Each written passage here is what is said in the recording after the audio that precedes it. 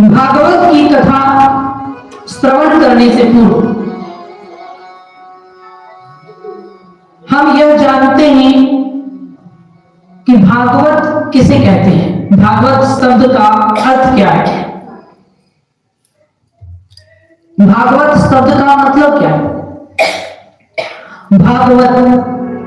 भागवत शब्द का अर्थ जानने से पूर्व यह जानना होगा कि भगवत क्या है। जैसे किसी ने भगवान की कृपा प्राप्त कर ली तो लोग कहते हैं उसे भगवत कृपा मिली, भगवत कृपा यानी भगवान की कृपा मिली। भगवत गीता यानी भगवान के द्वारा सुनाया गया ज्ञान। भगवत शब्द का अर्थ होता है भगवान, ईश्वर, और भगवत शब्द से ही बना है भागवत। भागवत यानी जो भगवान का सबसे प्रिय, भगवान के सबसे प्रिय भक्त को भागवत कहते हैं। भगवान के सबसे निकटतम भक्त को, भगवान के अति प्रिय भक्तों को भागवत कहा जाता है। तो भागवत महापुराण का नाम भागवत क्यों पड़ा?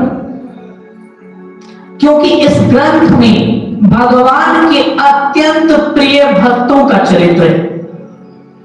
भगवान का चरित्र आपको बहुत से पुराणों में मिल जाएगा। स्कंद पुराण ले लीजिए, ब्रह्मवैवर्त पुराण ले लीजिए, विष्णु पुराण ले लीजिए, शिव पुराण ले लीजिए,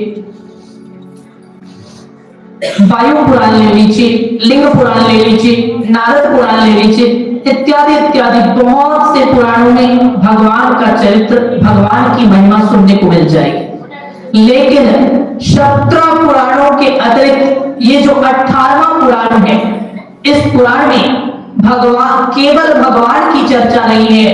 इस पुराण में भगवान के अत्यंत प्रिय भक्तों का चरित्र है, भगवान के बहुत प्रिय भक्तों का चरित्र है। जैसे ध्रुव का चरित्र है, प्रहलाद का चरित्र है,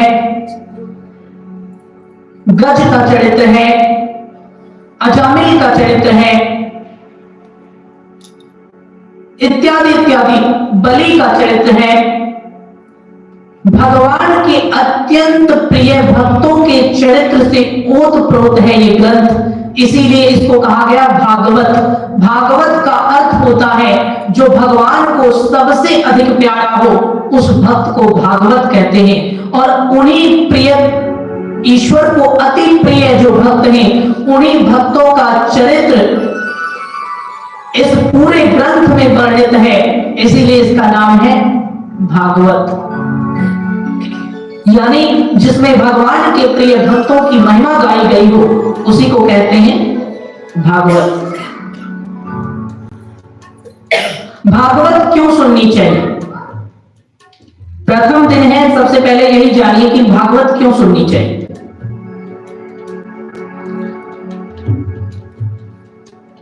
जैसे आपको किसी को प्रसन्न करना है, किसी को खुश करना है, तो आप क्या करोगे? यदि उनसे आपका मिलना संभव नहीं है तो आप उनके बच्चों को खुश करने में लग जाइए।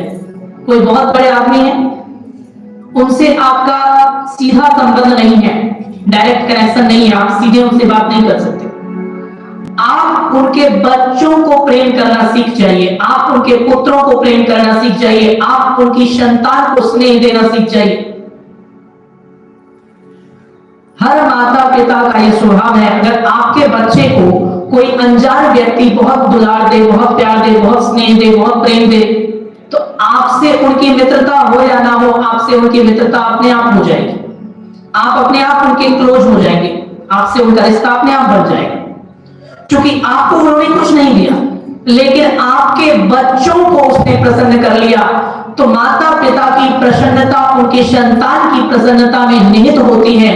आपके बच्चों को जिसने खुश कर दिया, आप बिना कुछ किए ही उस पर अपने आप खुश हो जाते हैं। अरे मेरे बच्चे का इतना ध्यान रख रहा है, मेरे बच्चे को इतना प्रेम कर रहा है, ये तो बड़ा भला आदमी लगता है। तो आपकी दोस्ती अपने आप उससे हो जाती है। आप अपने आप उस व्यक्ति को चाहने लगते हो जो आपके बच्चों को चाहता है। कहने का मतलब क्या है? जिस प्रकार आपके लिए आपके बच्चों की प्रसन्नता सबसे अधिक महत्वपूर्ण होती है हर माता पिता के लिए, उसी प्रकार भगवान के लिए उनके भक्तों की प्रसन्नता सबसे अधिक महत्वपूर्ण होती है। भगवान के बच्चे कौन है? तो भगवान के बच्चे वो हैं जो उनके सच्चे भक्त हैं। भगवान से कृष्ण ने अर्जुन से कहा था, हे अर्जुन, ये यथा माम प्रपद्यन्ते तांस्तथैव भजाम्यहम्, जो मेरी भक्ति करते हैं मैं भी उनकी भक्ति करता हूं, जो मुझे चाहते हैं मैं भी उन्हें चाहता हूं, जो मुझे याद करते हैं मैं भी उन्हें याद करता हूं, जो मेरे लिए तरपते हैं मैं भी उनके लिए तरपता हूं, जो मुझ में जैसा भाव रखता है मैं उन्हें उसी रूप में मिलता हूं। कहने का मतलब क्या है? भगवान के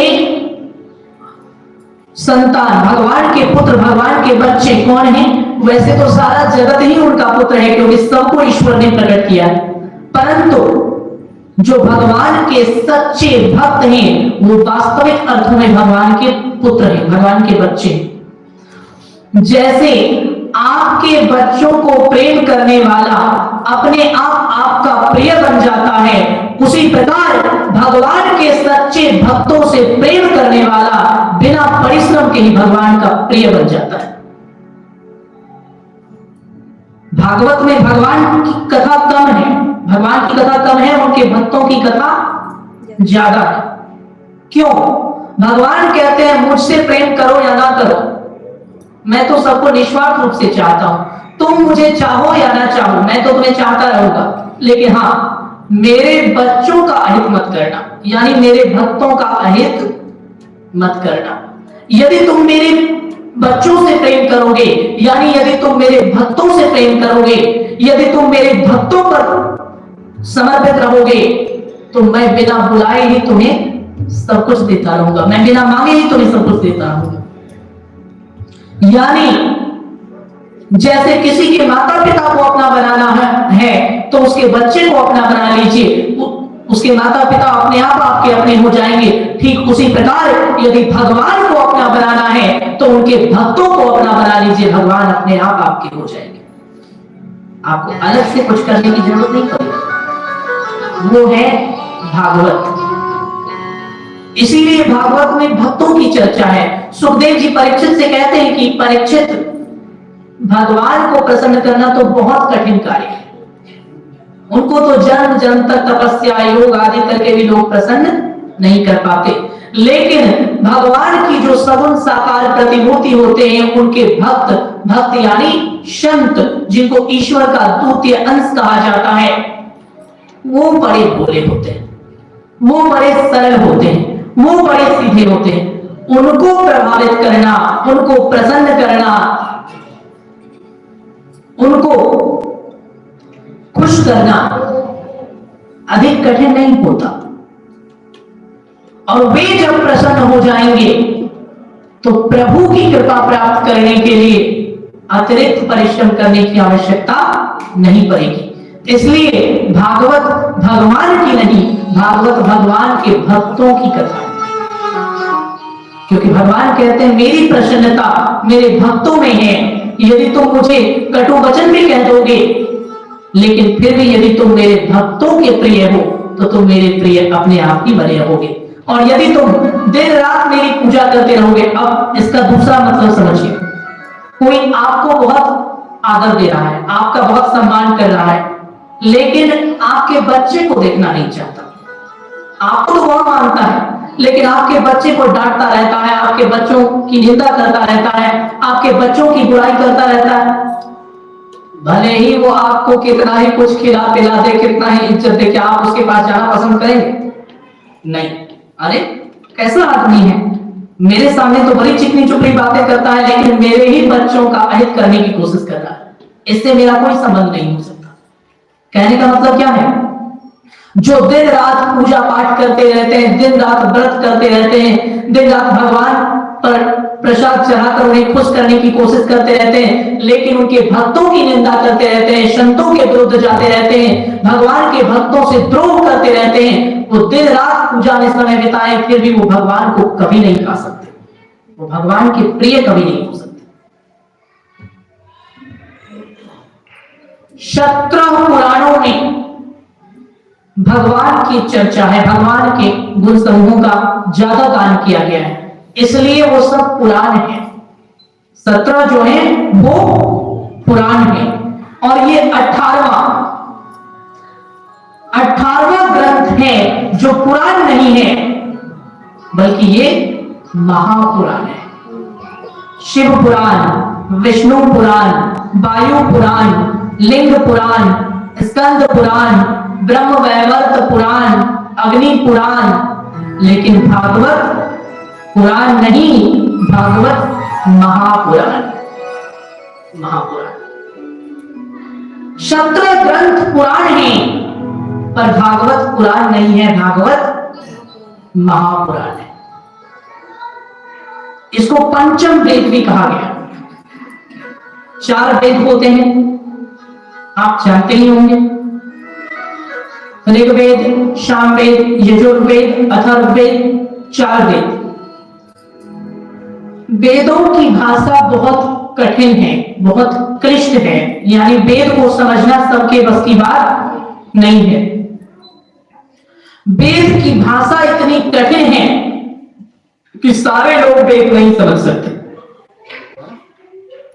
वेद समझना बहुत मुश्किल है, इसलिए जैसे कहते हैं ना कि कोई चीज बहुत कठिन हो तो बच्चे कहते हैं कि इसको सरल भाषा में समझाइए ताकि बात समझ में आए। तो व्यास जी ने, भगवान वेद व्यास ने जब वेदों के 4 भाग कर दिए तो वेद को समझना बहुत कठिन था। वेद समझना बालकों के बस की बात नहीं थी, बहुत से लोग नहीं समझ पाते थे। तो व्यास जी को किसी ने कहा, महाराज वेद तो हमारी समझ में आता ही नहीं, कोई ऐसा उपाय कीजिए जिससे कि कठिन वेद को भी सरल उदाहरण के द्वारा समझा जा सके। तो व्यास जी ने पंचम वेद के रूप में समस्त वेदों का सार सरल और सहज शैली में भागवत महापुराण में उतार दिया। तो भागवत को पंचम वेद कहा जाता है। भागवत की आरती में भी हम लोग गाते हैं, पंचम वेद निराला। ये 5वां वेद है। 4 वेद के बाद जिसे आप महत्वपूर्ण मान सकते हैं वो है भागवत। इस वीडियो को लाइक करें, हमारे चैनल को सब्सक्राइब कर बेल आइकन जरूर प्रेस करें हमारी न्यू वीडियो